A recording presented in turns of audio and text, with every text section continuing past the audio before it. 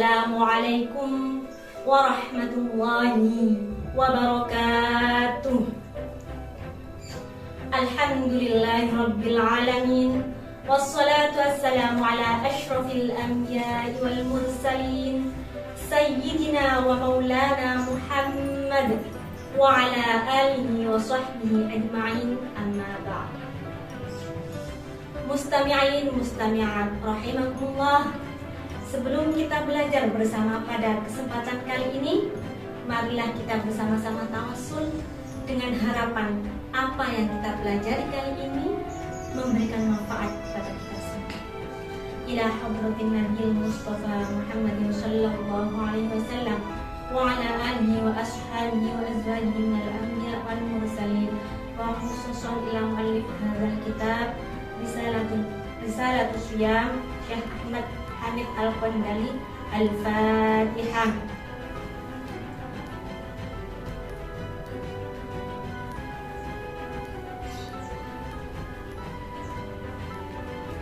Mustami'in mustami'at rahimakumullah. Pada kesempatan kali ini kita akan sama-sama belajar tentang perkara-perkara yang membatalkan puasa. Apa saja perkara-perkara yang membatalkan puasa itu? Yang pertama adalah memasukkan segala sesuatu ke dalam 5 lubang di dalam tubuh kita. Apa saja 5 lubang itu? Mari kita bahas satu persatu. Yang pertama adalah lubang mulut. Lubang mulut yang dimaksud adalah ketika kita memasukkan sesuatu sampai pada perut, artinya menelannya. Kalau kita tidak menelannya, hanya di mulut saja, itu tidak membatalkan puasa. Misalnya, kan ini sudah memasuki hari ke-7 puasa. Terus kita banyak orderan kue nih. Kita bikin kue, terus ragu, apakah kue kita ini sudah enak apa belum ya? Gak apa-apa, kita cicipin saja. Tapi gak boleh sampai ditelan. Kalau kita telan ya batallah puasanya. Seperti itu ya. Hanya saja hal ini hukumnya makruh. Artinya kita tidak akan mendapatkan fadilah atau pahala dari puasa tersebut. Terus kalau menelan ludah gimana hukumnya? Kalau menelan ludah, selama itu ludah kita sendiri, meskipun kita kumpulkan sampai banyak di mulut, itu tidak membatalkan puasa selama ludah tadi belum bercampur dengan sesuatu yang lain. Kalau misalnya ludah kita tadi sudah bercampur dengan sesuatu yang lain, misalnya gigi kita sakit, terus keluar darahnya, dengan sengaja kita telan darahnya tanpa kita keluarkan, tanpa berkumur terlebih dahulu, maka itu tentu membatalkan puasa. Jadi kalau kita sakit gigi, terus terasa ada darah di mulut kita, sebaiknya kita keluarkan, kemudian kita berkumur dan kita lanjutkan lagi puasa kita. Lubang yang selanjutnya adalah lubang hidung. Lubang hidung, memasukkan sesuatu ke lubang hidung yang membatalkan puasa adalah yang sampai pada pangkal hidung. Kalau hanya sampai ngopel seperti ini, itu tidak membatalkan puasa. Jadi berita gembira bagi sampean semua yang suka ngupil, itu puasanya tidak batal asal tidak sampai masuk ke dalam-dalam. Selanjutnya lubang yang ketiga adalah lubang telinga. Lubang telinga adalah yang sampai pada telinga bagian dalam yang tidak terlihat atau tidak bisa kita masukkan jari kelingking kita, itu membatalkan puasa. Kalau kita mau mengorek telinga dengan katembar sampai keluar kotoran, itu membatalkan puasa. Jadi kalau misalnya telinganya gatal, ditahan dulu sampai malam.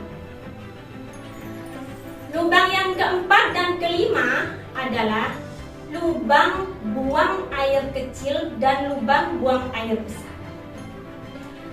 Jadi mustami'in mustami'at rahimakumullah, kalau Anda mau beristinja, cukuplah dengan telapak tangan saja. Tidak usah dengan jari-jari sampai dimasukkan ke dalam. Itu bisa membatalkan puasa. Baik itu lubang depan ataupun lubang belakang sama saja. Memasukkan jari ke dalam lubang depan dan lubang belakang itu bisa membatalkan puasa.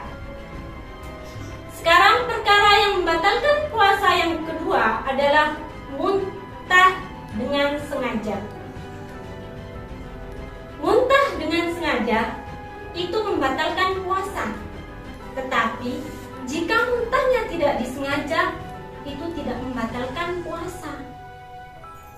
Seorang wanita hamil muda mencium sesuatu berbauan menyebabkan dia muntah, maka puasanya tidak batal karena itu tidak disengaja. Hanya saja dia harus berkumur terlebih dahulu sebelum melanjutkan puasanya. Kalau dia tidak berkumur melanjutkan puasanya, puasanya batal. Karena kemungkinan mulutnya belum suci, mulutnya masih ada muntah, sedangkan muntah itu hukumnya najis. Cara mensucikan najis adalah dengan air, yaitu berkumur. Seperti itu. Selanjutnya, yang ketiga, perkara yang membatalkan puasa yang ketiga adalah senggama antara suami istri meskipun tanpa keluar air mani. Jadi, misalnya, mohon maaf ini ya, seorang laki-laki memasukkan sedikit saja ujungnya ke dalam kemaluan istrinya, sebentar saja, tanpa keluar air mani, tetap puasanya batal. Tidak ada toleransi dalam hal ini. Yang keempat, itu keluar mani dengan sengaja. Ingat ya, keluar mani dengan sengaja. Kalau keluarnya mani tersebut tidak dengan sengaja, misalnya seseorang sedang lelap tidur siang, saking enaknya tidur siang sampai mimpi-mimpi basah, tahu-tahu bangun tidur sudah basah semuanya, maka puasa orang tersebut tidak batal meskipun dia keluar air mani, boleh melanjutkan puasanya. Sampai di sini, insya Allah semoga bisa kita pahami. Perkara yang membatalkan puasa yang kelima adalah haid. Seorang wanita sudah seharian penuh berpuasa, kok ternyata kurang 5 menit azan maghrib darahnya keluar, maka puasanya tetap batal dan dia wajib mengqadha puasa yang seharian.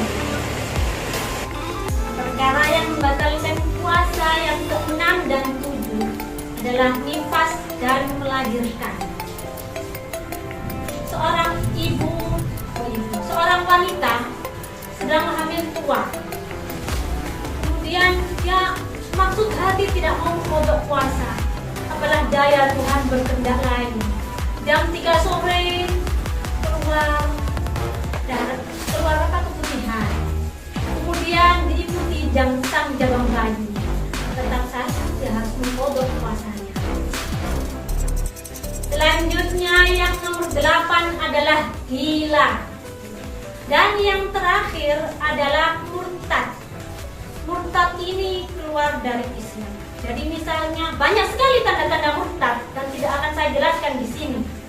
Misalnya salah satu contohnya, tiba-tiba seseorang tidak mengakui kenabian Rasulullah, baginda Rasulullah Muhammad, itu termasuk bagian dari murtad. Seperti itu. Mustami'in, mustami'at rahimahullah, demikianlah apa yang dapat saya sampaikan perihal perkara-perkara yang membatalkan puasa. Semoga apa yang saya sampaikan ini bisa dimengerti dan bisa memberikan manfaat untuk kita semua. Kurang lebihnya saya mohon maaf. Ihdinas siratal mustaqim. Wassalamualaikum warahmatullahi wabarakatuh.